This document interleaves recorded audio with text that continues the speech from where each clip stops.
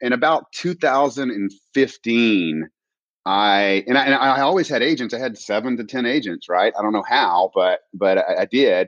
And about 2015, I really went on the journey saying, I want to be a team leader in the short term and out of production in the long term. So I've kind of like really, and we have 19 agents now. I could have 50 or 75, but I've been very, very careful because, I see a lot of these brokerages that have 50 agents and, half of them do 0 or under $2 million. I just don't want that. You're listening to the Real Estate Sessions. I'm your host, Bill Risser with Fidelity National Title, Tampa District. Thanks for tuning in as we uncover the stories of leaders in our industry. Hi, everybody. Welcome to episode 220 of the Real Estate Sessions podcast. As always, thank you so much for tuning in. Thank you so much for telling a friend. I am headed to Texas today, the Lone Star State. It's going to be a lot of fun. Once again, another Anthony Malafronte connection, my guest booker supreme. I have to call him out every time because he introduces me to these very interesting people that he's connected with throughout the country. And today we're going to be talking to Ryan Rodenbeck, who's the broker owner of Spyglass Realty in Austin, Texas. Can't wait to chat with him. We might even share a Disney story or two. I don't know if Ryan knew that, but Ryan, welcome to the podcast. Hey, glad to be here. Thanks for having me. Yeah. So let's first of all, Austin. I've got in my opinion, one of the most beautiful cities in the country. Am I far from the truth? No, it's a wonderful city, and it's only miserable for 3 months a year. So that's the extreme heat of summer. Yes. Yeah. There you go. But hill country, right? I don't know if people that haven't been there don't realize that it's not like the rest of the state. No, it's very hilly, and I moved here from Houston, and when I got here, I mean, my own neighborhood is full of hills, and they've got a lot of great views in Austin. Yeah. Now, are you a native of Texas? No, I am from Louisiana. I was born and raised in Alexandria, Louisiana, and but I've been in Texas for over half my life now. Okay, so I got to ask you: is it Cowboys or Saints? Do you care? Oh yeah, it's definitely Saints. So I'm not a huge sports fan at all, but somehow my son has become really indoctrinated into the Saints and LSU. So okay. Oh wow. So having a great year. Yeah, really. Oh my gosh, yeah. Huge game coming up this week. Mm-hmm. So that'll be fun. How old is your son? He's 9 years old. Already this fired up about those teams. That's great. Like crazy. When the Saints lost the game last year against I think it was the Rams. Yeah. That was a hard loss. He literally started crying. Yeah, yes. that was that pass interference call that wasn't called. Yes. Oh, yep. Yeah, I remember. Yep. Cool. So I always like to find out what people did before they got into real estate. And generally, most people had something else beforehand. Is that the same case for you? Like, what were you thinking about? As you're getting out of high school or going on to school, what was the thought process for Ryan? What were you going to do? Yeah. So, I waited tables for a long time. I went to a couple of years of college, dropped out of college, was kind of a wild person in my younger 20s. And I realized that I wanted to become a professional in some way. Right. And I was actually researching how to fake a resume when I answered an ad for sales for cell phone sales place, and I actually worked at a lot of sales for cell phones, and then I started a company with my sister. And I'm halfway joking about faking a resume, okay? But but my point was I wanted to be a professional, so I started working for a company that did claims against masonite siding.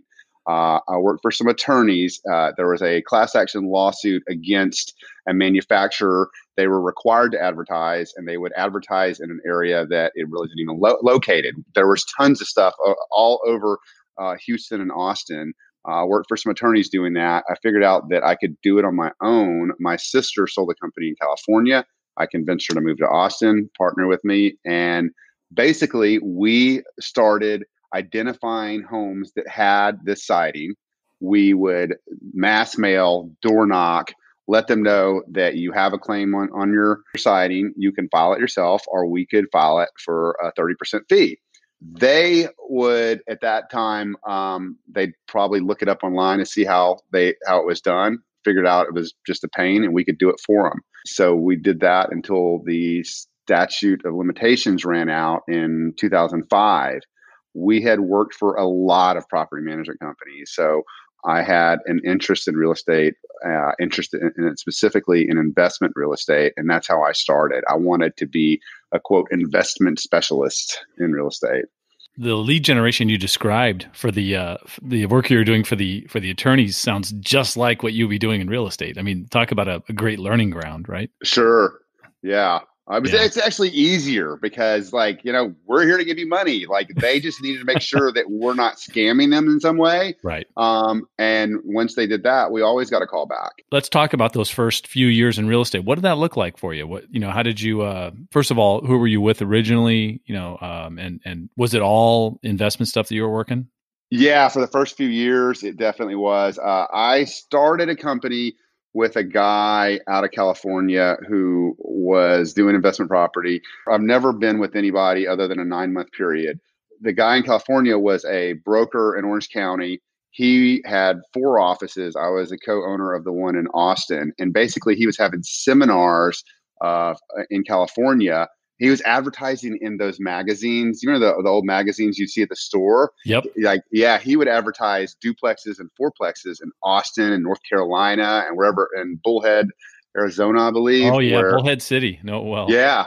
So people would look at it and he'd say, free seminar, and he'd give these seminars and he would funnel investors to us. And we just built up a huge network of investors. We sold a lot of properties really quick.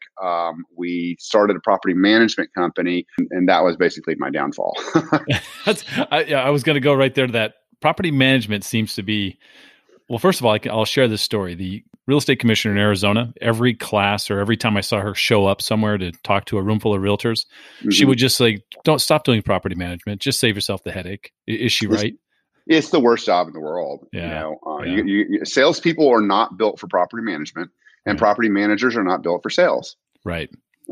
Yeah. That makes perfect sense. Eventually, you decide you're going to do it yourself. You open your own brokerage, right? How long ago was that? Yeah. So this was in 2008. We sold the property management account. We would have given it away, but we sold it. And I worked for another guy for a few months, almost 9 months. And then I started my own company with the intention, this is, after the recession. And my intention was to, again, be the investment agent. And in a down market, it was tough. We got by, but I realized that I wanted to be a quote top producing agent, which I kind of was in investment property, but I wanted to be different than everyone else. Not everyone else. I mean, I wanted to be, the best at what I do. So I invested in coaching. I went to conferences. I got my wife certified as a stager. That was a big plus for us. And I had a knack for marketing. So I really went after that top producing role, and I got there in just a couple of years, actually. Right. The name of the company, is there a story behind it? Not really. Okay. Well, there is a little bit. We couldn't think of anything. And we wanted it to have whatever it was .com and not be taken by the Secretary of State. We used to live on Spyglass Drive, which is a very well-known street in our city. And Spyglass Entertainment came up at the beginning of a movie. It checked both those boxes. But I tell this story all the time. The very first week that I had my cards, someone said, "Oh yeah, I've heard of you guys," and I knew that we just hit gold. Wow, that's it definitely was the movies. My wife and I are movie fans, and first thing I thought of was, oh wow, they produces movies too. That's awesome. Yeah. If you're thinking about starting a brokerage and you want to pick a name of a street in your city that is well known but not too well known. Wow. Great tip. I love that. Yep. Yeah. Looking at what you do with Spyglass, it looks like you like, no matter what type of client you come across, no matter what their needs are, you have someone or some system in place to take care of that. Talk about the thought that went into the developing of the entire operation. Oh, wow. Okay. So when I first started Spyglass, it was, I had a couple people that wanted to come with me. just some friends. And I don't even know why they would want to come with me. Okay.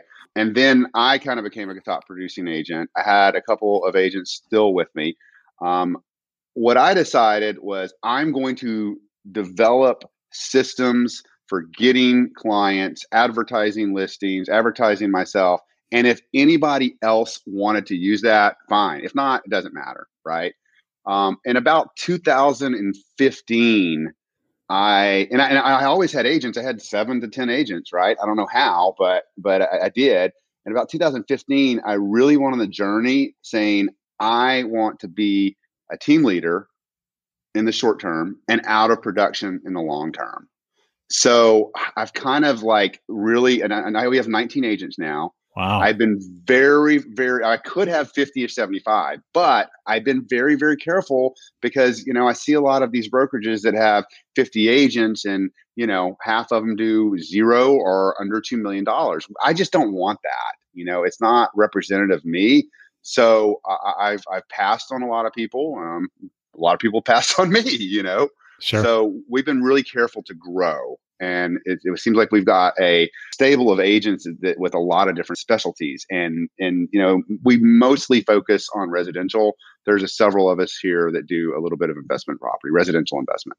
My guess is you're not recruiting very much. You have people coming your way, and that's probably a great place to be. Nope, that's not true at all. Okay, you go after some of those top producers that are floating around Austin? So here's my method. I mean, first of all, I coach with John Sheplack. If you've never heard of him, he's amazing. I go on a lot of interviews. I go on them, and I'm not real salesy. I treat it as a coaching session. And my goal is to just go on as many as possible. And what I found is I'm getting more agents, not from the interview, but from the person that I interview as a referral, right? It's been tough because of our requirements, right? And then B, it's still sales. Like I thought I was going to be out of sales, but you're really in sales. We've worked really hard to build a company culture, and I don't want to dilute that by hiring the wrong person. So while I could have more people on there, I'm looking for the right people. Yeah, you're the definition of that. And there's a few boutique brokerages like you floating around the country. Some of these other people. You're not going to make a mistake on the hire because it can create drama in a heartbeat. Oh, big time. And I have made the mistakes. I've just gotten better at it. Yeah. Yeah. It's part of the game. I know John, for those that don't, how would you describe John Sheplack as a coach? Gosh, John is one of these guys. I would describe him as not your raw coaching, right? I mean, a lot of these coaches that I've been with, and I'm not knocking them, but they're telling you to make more calls, make more sales, and John will tell you that you need to do that too. But his as a coach, he's more about your company culture, right? Building a team that's accountable, building a team that lends itself to self-reflection, right? And John does that for me as well. So I just try to take what he's taught me and implement that into my agents. Right. So your training or your sales meetings are going to have that flavor. Yeah, they really are. I mean, John's the master at that, right? And what I love about him is like, I'm sure he's got an ego, but it's really hard to find. Okay, that's a great way to put it. Yeah. Yeah, that's good. Looking at what you do online, you have embraced social media marketing. I mean, to a very high level compared to a lot of other, especially broker owners, I would say out there. Was this just kind of self-taught? Let's talk about how you gained that knowledge. Yeah, a lot of it was self-taught, right? Austin is a very tech-savvy city, and I would consider myself tech-savvy outside of Austin. Okay. Yeah. Okay. So I work really hard on the, search engine optimization, but it's hard to compete with some of the guys here who grew up in that, right? Right. Social media, first of all, I have a passion for it. I love to write. I love to produce content. And it's one of these things that I probably spend way more time on it than I should, just because I really like to do it. So yeah, a lot of it's self-taught. I've bought classes and gone to seminars and all that, but I spend a lot of time on YouTube. Yeah. That's my favorite social media site. I tell people all the time Yeah. when they ask, YouTube. Yeah. And I've actually hired consultants because of YouTube. Really? Like saw their work, they'd put out their content, created a channel, and you went ahead and hired them. Yeah, Owen Video is a good guy. I Oh, mean, okay. I don't know if you That's know awesome. him, but he has these, how to start a Facebook Live, how to rank on YouTube, and he's in. And what I found, I watched like 40 of his videos, and he's just really well rounded. So I hired him for a couple of years, and he's just amazing. If you had to pick a favorite social network, I still think it's Facebook. okay. I've invested a lot in Instagram. I actually taught classes at the board this year on Instagram, but I don't really like it that much. Everything that I do is automated on Instagram. I meet with my assistant, and we kind of plan out the month, and we have systems for doing Instagram, but I don't even get on it that much. I like Facebook. I've kind of gone more to using Facebook personal.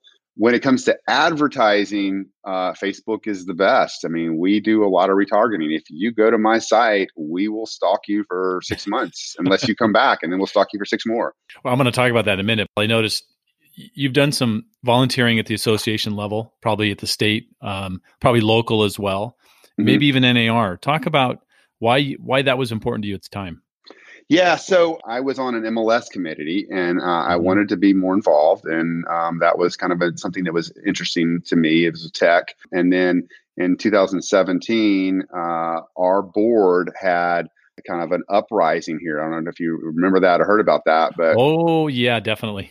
Yeah, so they kicked off the board of directors at the time kicked off the two prominent members of the board, and they had your path to leadership was 10 years, right, through voluntary. Wow.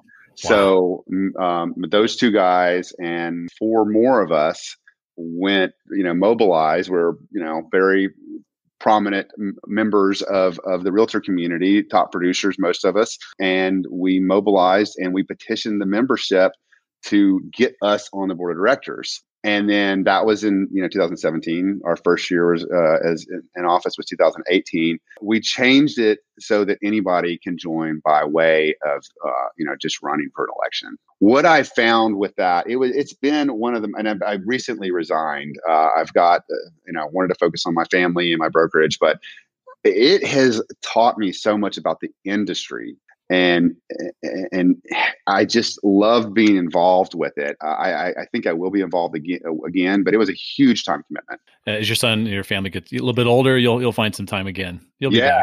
back. Yeah. I know technology is a big part of what you do. Systems, I'd love to hear, if you don't mind sharing, kind of what that tech stack looks like for you. What's lead gen, what's CRM, that sort of thing. Sure. For lead gen, I've got Real Estate Webmasters. I've got a Ylopo site. I had 5 platforms before, and I brought them. It was too crazy. I brought them down to 2. I use Follow Up Boss. I'm a huge fan of Follow Up Boss. Dan lives in Austin. Great guy. And I think agents really need to focus on their database. It's the most important thing, right? Yeah.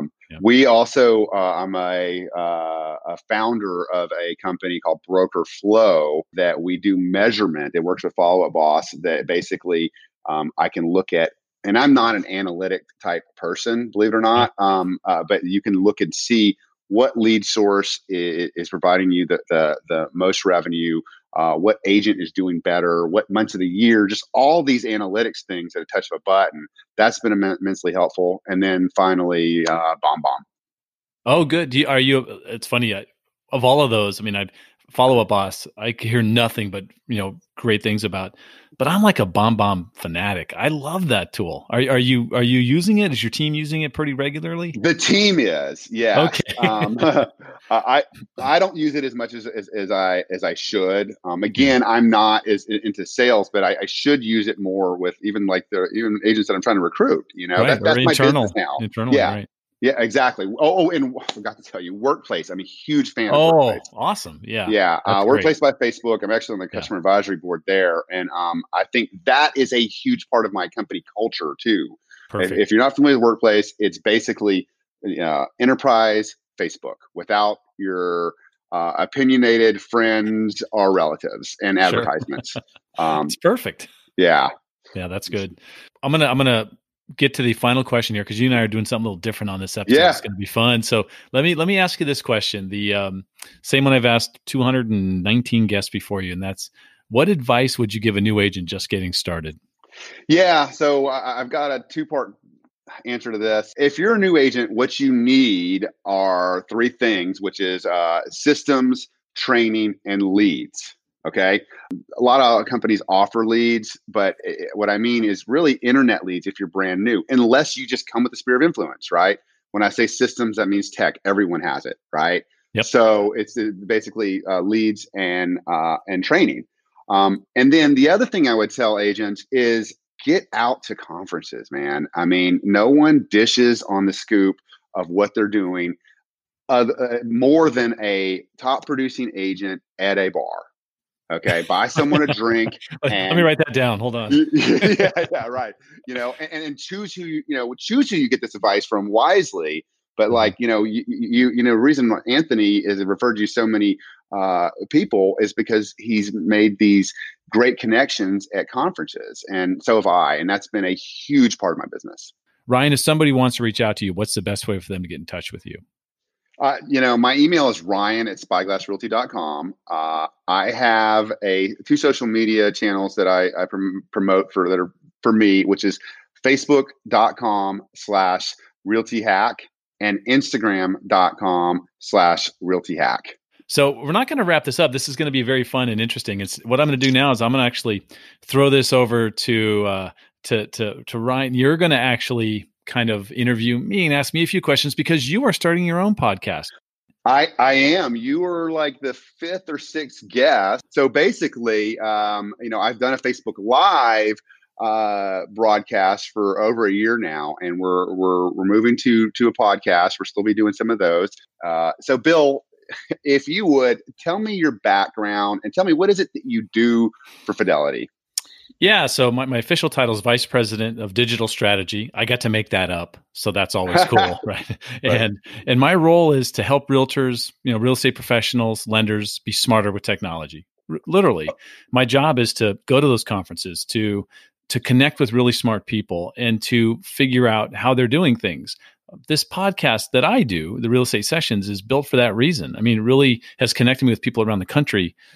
People that I can reach out to now and ask them questions, or maybe connect them with somebody. So that's kind of the role.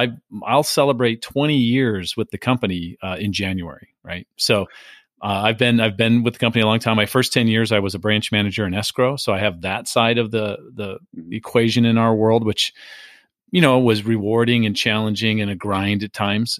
I started in this role full-time in 2011. So I've been doing this now for nearly 9 years, simply helping agents try to be smarter.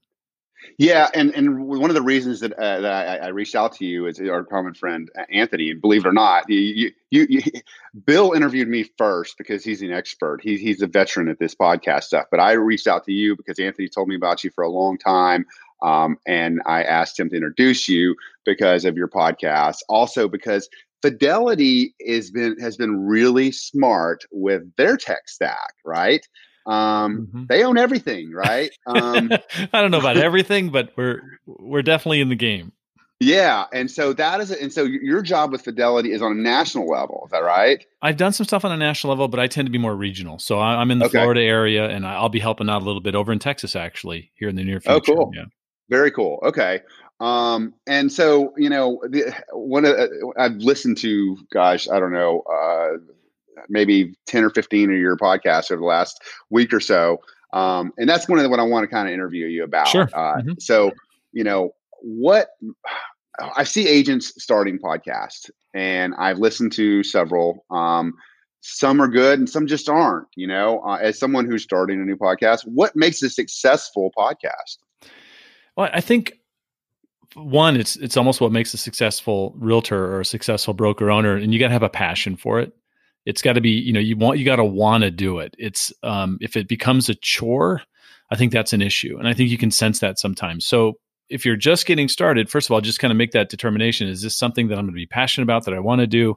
And it doesn't have to be interview style. right? Mm-hmm. For someone like you who's been in the business a while and built up this, think about this ladder you've climbed, as you've grown to where you're at today. You have lots of little segments you could, kind of shoot off in monologue fashion and just share information. So it really depends. For me, I always knew I wanted to do an interview show. I'm naturally curious and inquisitive, and I love finding out about people. That's one of my passions, and so that's what worked for me. So I think ultimately, if you're new and you're going to start it, I would think smaller. I would think for 10 or 15 minute sessions to see if you like it. You can always expand it. I think that's one good tip. Second, don't get too worried about gear and spending a ton of money. I mean, you can do it with a set of Mac earbuds and a computer if you needed to. But ultimately, as you kind of have more fun, the equipment will get better, and your editing might be outsourced or whatever you want to do. But I'd say don't bite off more than you can chew early on. Keep it short, keep it sweet, provide some value, which is what we all try to do when we're creating content. Yeah, that's great advice. And I'd like to repeat that for realtors. You don't have to buy a whole new suite of stuff because we need to hear that. Yes. we suffer from shiny object syndrome. I know others out there who say things different, like, it's only about $1,500 to get your gear up and going. And yeah. Like, don't say that. That's not necessary for somebody who doesn't know that if they're going to stick with it. Right. Yeah. What would you tell people to, if you're like me, you've made several mistakes along the way. When it comes to your podcast, what would you stay away from? So let's see. I here's something that I see a lot of people doing, and I've really cut it out over time. And I made a mistake of doing this a lot, and that's having very intricate intros and outros. Having something go on for a minute and a half, trying to throw an ad in there, plus have this great Fiverr intro created where you're just singing your praises. Look, I'm down to now, a basic cold open where I find one of my favorite clips from the guest, and I just, you've heard it. I open with them talking, which sometimes throws people because they're used to hearing, like the intro music and then some announcer voice. I stopped doing that. Now I just have a quick 16-second, I think is all it is, me just saying what I do, and then I start talking. And I think that if I had to go back in time, I would have done that from the beginning, have been super consistent on thinking about the consumer experience, the listener experience, and not so much about, hey, look at me, I got a podcast, I got to create all this really cool stuff, if that makes sense. That was my biggest mistake along the way. That is a huge takeaway for me. I have been we have not released one podcast yet. The first one's supposed to go out Monday. Yeah. And I just haven't been really struggling of what I want to do. I hear the intro, welcome to all this stuff. I've done that, and I don't really like doing it on I'm so glad you said that. I don't like doing it on my Facebook Live broadcast. I should just bring it in. Okay. Well, look, everybody knows how to use that 30-second advance. I mean, they're not listening to it anyways. So yeah. And I think, you got to capture your audience quick. I mean, you look at SEO practices, you're one click away from losing a person, it's bounce rate. That's why I love that cold open, because if I always find something very interesting, in my opinion. And so if you hear that part and like, oh, I want to hear more of this person. Right. Yeah. I think that works out really well. Yeah. Okay. So, having listened to a lot of your podcast, you've had some really great interviews of the ones that I've listened to, and I've only listened to like 10. So who was your favorite guest? Well, that's a loaded. Yeah, right. Let me rephrase that. Favorite or most interesting, or both? Yeah. So that's always, I've got people that are raving fans of the show, like Sean Carpenter. Sean's amazing. I thought his interview was really good, and he was my fifth. That goes way back, right? Is Sean in Florida? Sean's in Ohio, Columbus, Ohio. Okay. Yeah, you probably know Sean through Inman. He's connected to all that, and he was a speaker. Speaks nationally now. So great guy. A really good episode. For me, Matt Beal, Hawaii Life is a very interesting episode. He's a very different kind of cat. He's got a great flow to him. And so that was a lot of fun. But I'm going to tell you, my newest favorite was released a week ago. And that's the one right before yours, which is Mark Davison, 1,000 Watt. And, oh wow! Okay, so I know you haven't heard it yet, but you got to check it out. I am like this. I'm a fawning fanboy. I had to be careful, and I just shut up for most of it and just let him talk. Yeah. So that holds a special place. I was really happy to get him on the show. And once again, with some thanks to Anthony. Yeah, and I'm a huge fan of 1000 Watt. I'm a huge fan of branding. I'm always late to everything, so I'm on time, but I'm late to prep. So I had to kind of, I didn't see that on there. I did listen to, and I'm going to murder his last name. In fact, I'm going to let you say his last name, Paul Medelsky.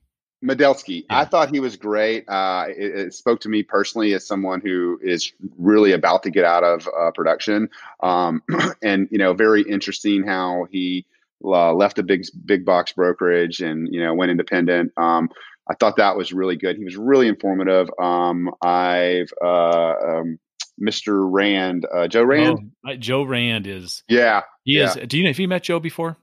No, I haven't. I've listened to him on like 3 podcasts. Very interesting guy. Are you coming to Inman in New York?